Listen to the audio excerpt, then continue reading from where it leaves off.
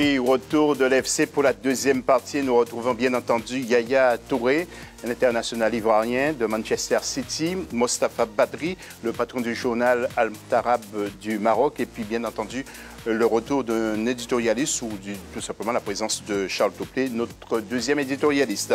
La question de l'FC, quelle réponse faut-il apporter aux actes racistes dans les stades? Vous n'hésitez pas, fc@africa24tv.com, où vous allez bien sûr sur nos réseaux sociaux aussi pour les animer. Nous sommes prêts pour danser la samba. J'espère que Yaya Touré aussi est prêt pour danser. Le Mondial 2014 au Brésil, c'est le dossier du magazine.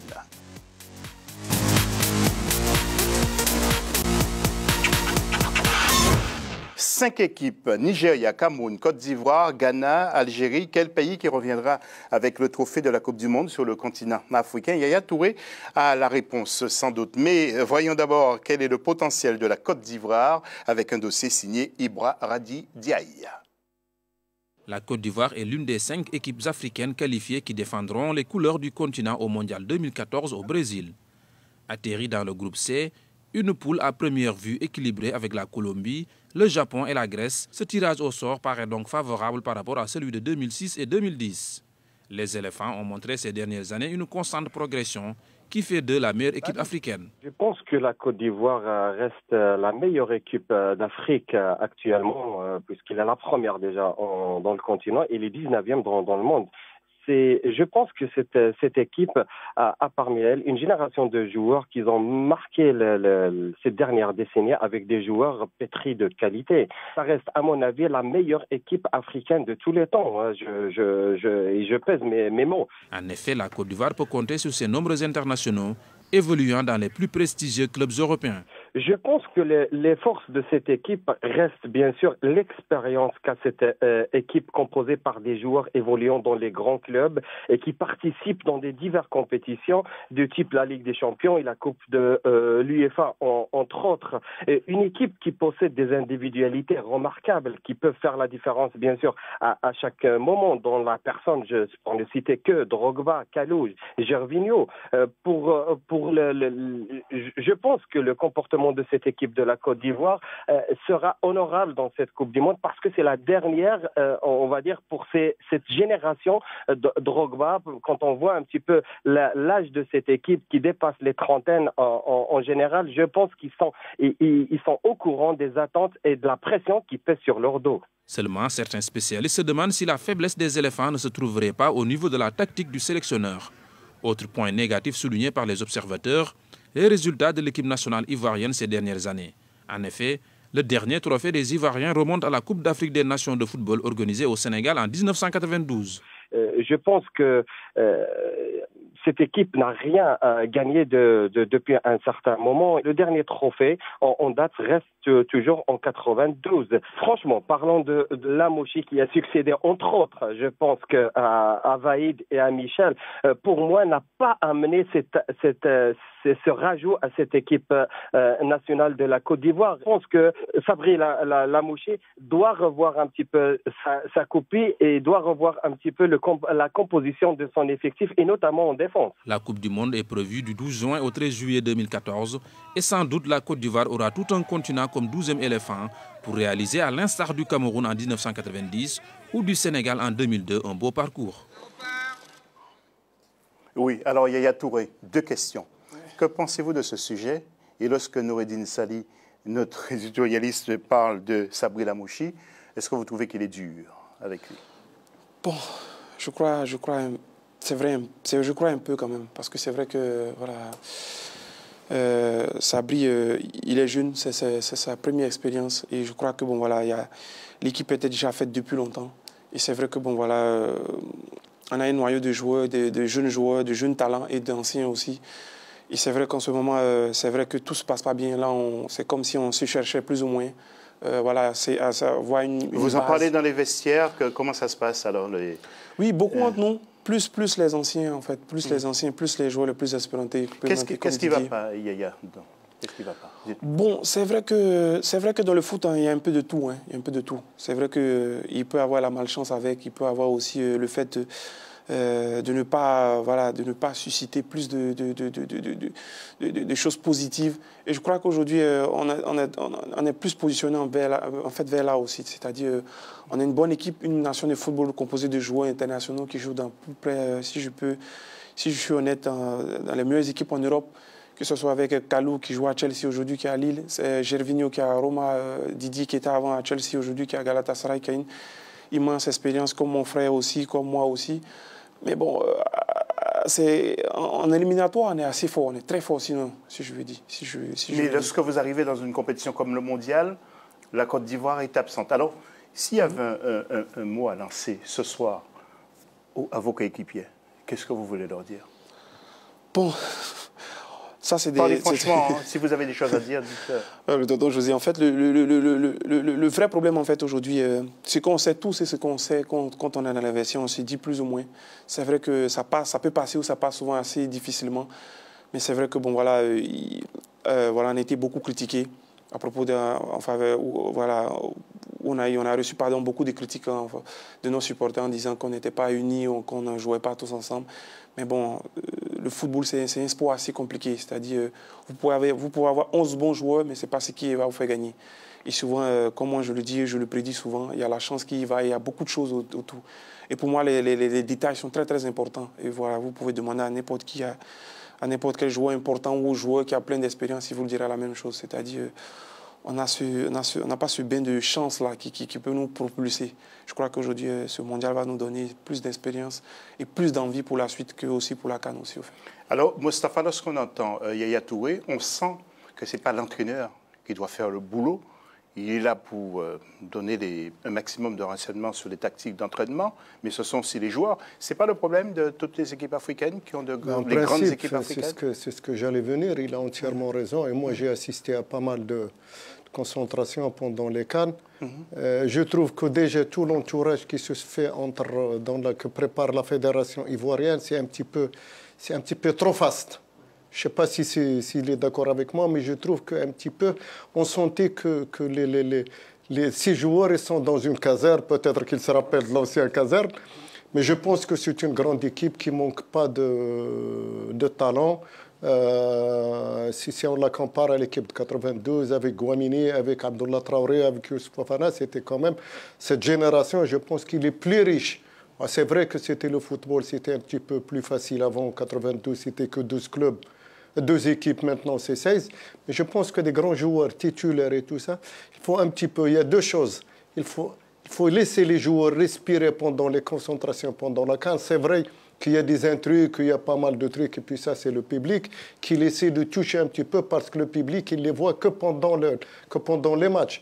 Il faut qu'il y ait un contact, il faut qu'il sente le peuple, qu'est-ce qu'il veut. Ça, et certains joueurs, ils doivent dire bye-bye à la grosse tête parce qu'il y a pas mal de gens. Et j'ai entendu, heureusement que j'avais vu de mes propres yeux, parce que tout ce qu'on a entendu, ouais, les frères Touré ne s'entendent pas avec Didier, nous sommes une chose que je renie, moi, que je n'ai pas pu constater. J'étais avec vous pendant 4 ou 5 ans, et j'ai vu, mais ce que je trouve un petit peu, c'est qu'on leur met trop la pression. Okay. Et puis la pression, je termine juste 30 secondes, la pression des responsables. Ils ne les laissent pas sentir la pression du peuple, de l'homme de la rue. C'est vrai que le football, c'est ce que respirent tous les Africains. Le football en Afrique, c'est le seul élément qui peut arrêter les guerres. C'est lui qui peut réunir toutes les familles. Donc, il faut laisser les joueurs respirer. Il faut qu'ils leur laissent le temps de jouer. Et puis, je pense que le capitaine de l'équipe doit être là, doit être présent, doit être en lien avec tout le monde. OK. Mostafa, Charles Toplé, lui aussi qui est instructeur. Charles, vous connaissez bien ce phénomène qui existe dans les vestiaires. Alors, quel conseil voulez-vous donner à toutes ces équipes africaines, que ce soit l'Algérie, que ce soit le Ghana, que ce soit le Maroc, en fait, surtout les équipes qui vont participer à ce mondial, avant d'analyser les groupes. Pour le mondial, oui, pour le mondial. Quel conseil, si vous étiez justement un conseiller d'un des entraîneurs? Écoutez, j'ai écouté un peu les 2 versions, la version donc de M. Touré et la version donc de Mostafa.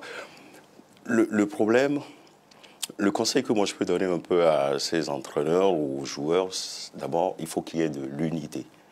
Si on veut vraiment, parce que je sais très bien, l'équipe de la Côte d'Ivoire a des talents, c'est une équipe qui est vraiment sur le continent, a beaucoup d'éléments.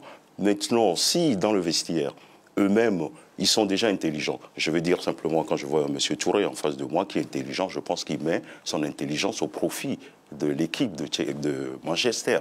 Parce qu'il va conseiller ses partenaires qui l'acceptent, il va parler avec ses coéquipiers qui l'acceptent. S'ils arrivent à trouver les mêmes ingrédients, par exemple, les mêmes ingrédients dans l'équipe nationale, je pense que cette équipe peut faire très mal.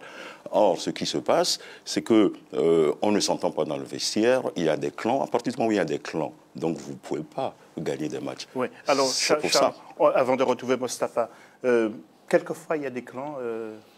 Bon, on n'est pas dans les vestiaires, on n'est pas là non plus pour vous faire dire des choses avant ce mondial. Non, mais est-ce que ça existe? Non, en fait, José, vous avez parfaitement raison. C'est vrai, parce qu'aujourd'hui, pour être honnête avec vous, c'est que moi, ce que j'ai dû remarquer, ce que j'ai dû voir pendant que j'étais en sélection, parce que je crois que c'est depuis 2004, si je ne me trompe pas, ou 2005, je suis dans la sélection jusqu'à aujourd'hui.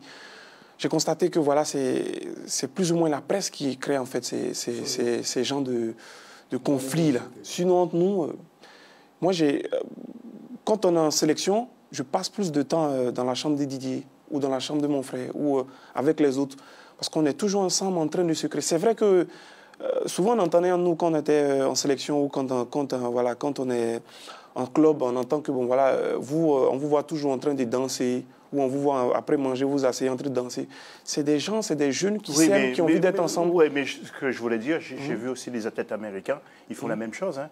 Oui. Donc ils sont aussi bons. Oui. Donc on a le droit quand même de s'amuser, de se Effectivement, détendre. En fait, voilà, pour se détendre, c'est assez important. Mais comme les gens ils peuvent l'imaginer en disant qu'il y a des clans, on n'a jamais vu des clans. On n'a jamais vu en fait, nos problèmes viennent forcément de dehors, comme l'a dit le président.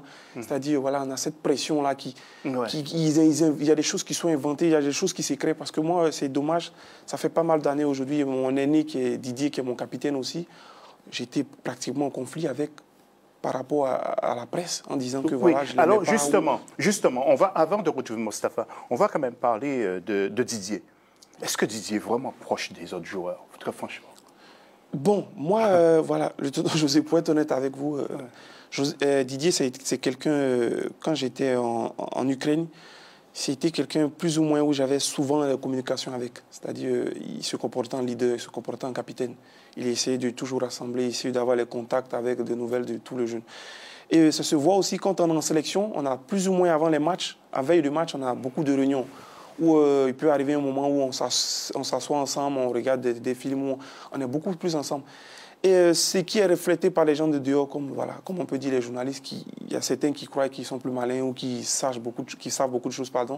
Et c'est quand même dommage parce qu'ils polluent l'atmosphère, ils polluent notre public, qui fait qu'aujourd'hui, quand ils viennent, où ils voient, où ils remarquent quelque chose, ils se disent, voilà, ce qu'on imaginait, c'est ce qui se passe.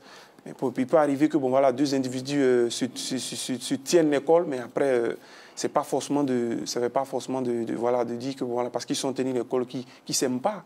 On a vu plus ou moins avec Barcelone-Madrid, où en plein terrain, des joueurs qui se battent et en sélection, ils jouent ensemble et ils gagnent. Bon, nous, ce n'est pas le cas parce que on a des étapes et on a des échéances à traverser.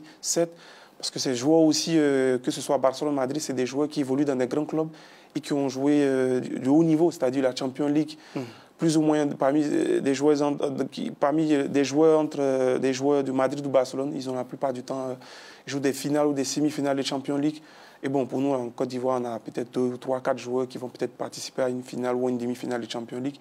Et tout ça, ça va avec. C'est ça aujourd'hui l'importance, parce que quand on voit des équipes comme l'Espagne ou l'Italie, qui gagnent le mondial ou qui vont loin dans des compétitions, c'est parce qu'ils ont eu cette équipe-là, une amalgame de joueurs qui ont cette expérience-là positive et qui savent comment gérer les choses. Parce que nous autres, que ce soit Didier ou moi, peut-être ou mon frère, on a des jeunes aussi ou des joueurs à côté qu'on doit essayer de tirer vers le haut aussi.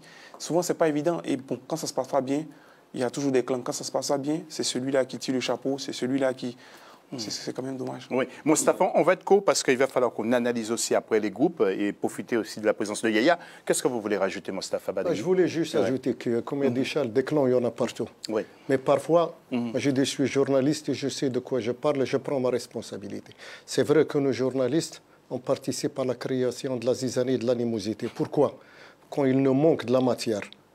Et tout ce que les gens de là, c'est de la consommation médiatique. Oui, alors Moustapha, il y a aussi une chose, il faut dire, qu'il faut quand même signaler que nous, dans notre mission, dans notre travail, lorsqu'on a aussi le mot,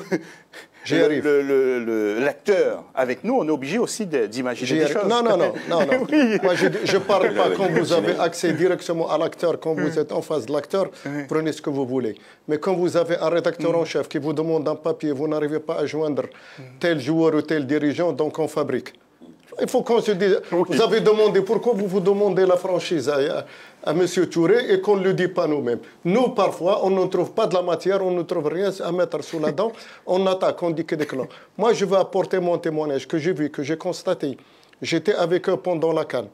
J'ai vérifié. J'assiste aux entraînements parce que ça m'incombe à moi d'organiser la présence de la presse et tout ce qu'ils en suivent. Je reste avec eux jusqu'à ce qu'ils prennent leur bus. Il arrive à l'arrivée du match.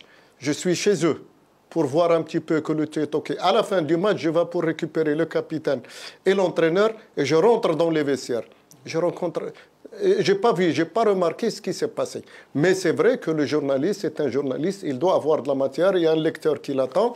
Donc, quand on lui refuse l'accès, tout à l'heure, j'ai parlé qu'il y a une concentration qui est un petit peu trop serrée. Trop serrée. Maintenant, cette équipe-là qui arrive à 30 ans, comme il avait dit Nordine, ils sont arrivés, ils sont à la ligne d'arrivée. J'espère que tous les pays africains, que toutes les équipes africaines, qu'ils essaient d'imiter les coureurs, les athlètes de décathlon. Quand ils viennent à la dernière épreuve, tout le monde font le tour d'honneur, chacun prend la main de l'autre. Okay. J'espère qu'on laisse, que les dirigeants, je ne reproche rien du tout aux joueurs. On va faire pour Moustapha, pour analyser après les groupes. Il n'y a pas de problème, allez-y. OK. Alors, on va analyser les groupes. Tout d'abord, le groupe A avec Brésil, Croatie, Mexique et Cameroun. Charles, vous n'avez pas beaucoup parlé. Est-ce que vous pensez que c'est mort pour le Cameroun dans ce groupe? Non, c'est pas mort du tout pour le Cameroun. On va voir le tableau aussi en même temps. On va regarder le tableau. Non, c'est pas mort pour le Cameroun. Je pense qu'ils sont dans un bon groupe. Ils peuvent faire quelque chose si cette équipe est bien organisée, si tous les Camerounais se tiennent à carreau. Je pense que c'est une équipe qui peut finir derrière le Brésil, je pense. Groupe C, Colombie, Grèce, Côte d'Ivoire, Japon. Alors là, franchement, Yaya, si vous n'êtes pas au deuxième tour, Yaya, on analyse ensemble. Oui, voilà, c'est la Colombie, la Grèce, le Japon, la Côte d'Ivoire. Mais bon, c'est un groupe moins compliqué que les 2 années précédentes, mais je crois que selon moi, c'est d'abord la mentalité, la fraîcheur physique que les joueurs, avec laquelle ils vont arriver en fait durant ce tournoi-là, c'est-à-dire plus ou moins quelques-uns d'entre nous ont dû jouer, ont dû avoir une saison assez longue, assez difficile, assez rude quand même. Et bon voilà, après une telle saison comme ça, venir participer à un mondial, c'est vrai, ça sera au Brésil, c'est quelque chose que tout le monde a envie, tout jeune a envie de participer, et tout grand joueur a envie de participer, sincèrement, mais je crois que pour nous, l'objectif, ça sera de passer le deuxième tour. De se qualifier. Se qualifier, oui. Alors, groupe F, Moustapha, est-ce que vous me conseillez de parier Argentine et Nigeria pour la qualification au deuxième tour? Écoute, moi, ce que j'ai un petit peu une remarque, je ne sais pas si c'est pertinent ou non, mais ce que manque chez les joueurs africains, c'est ce côté pathétique. Il dit ça, je suis arrivé en Coupe du Monde, peu importe. Oui, mais analysons quand même, Moustapha. Il faut qu'on change. Un petit mot quand même sur l'Argentine. Vous allez y arriver alors? Oui. Avant qu'on parte, maintenant on a des préparateurs physiques. Il faut qu'on ait des préparateurs mentaux. C'est très important parce que l'Africain, de nature, il est trop gavé. Le premier repas, et ça y est, c'est fini. Maintenant, il faut qu'on donne cette envie, cet appétit d'arriver. 111 et les autres, ils sont 11. Il faut y croire. on marque 1 but, 2 buts, 3 buts, je lui dis non, ça y est. Mais si on a cette rage de vaincre, cette rage d'arriver, il faut qu'on la change. Il faut qu'on aille vite, parce qu'on est pris par le temps. Est-ce que l'Argentine, oui. Qui voyez-vous dans ce groupe F? Écoute, déjà, l'Argentine, s'il passe pas au deuxième tour, ce sont les Argentins qui vont venir faire les grèves et les manifestations à la place des Brésiliens. Tout à fait. Alors, groupe G, on en termine pour cette deuxième partie. Ghana, Allemagne, Portugal et États-Unis. Charles Topley. Non, mais moi, je pense que... Moustapha a dit tout à l'heure qu'il faut trouver des préparateurs mentaux plutôt, pour aussi. Non, mais bon, je pense que dans chaque staff, il y a déjà tout ça. Oui, mais monsieur, concentrons-nous. Moi, je pense que Ghana, dans ce groupe... Allemagne, Portugal, États-Unis. Oui, comment voyez-vous? Non, mais moi, je vois le Portugal. Le Portugal et puis, allez, le Ghana, parce que c'est mon pays. D'accord. Et puis Yaya Touré, avant de clore dans cette deuxième partie, il y a le groupe H, Belgique, Russie, Algérie, Corée du Sud. C'est difficile. Hein. Oui, c'est assez compliqué quand même. La Belgique, voilà, je crois que la Belgique est favorite. Mais bon, il y a l'Algérie aussi qui est là. Et voilà, c'est l'Afrique. Bon, voilà, la bonne chance à l'Algérie. C'est vrai que c'est un groupe pas assez évident, mais bon, je crois que bon, ça peut y faire. Voilà. Eh bien, écoutez, messieurs, merci pour ces analyses. Nous allons donc marquer une nouvelle pause et on se retrouve tout à l'heure, mais cette fois pour la remise du Lion d'Or. À tout à l'heure.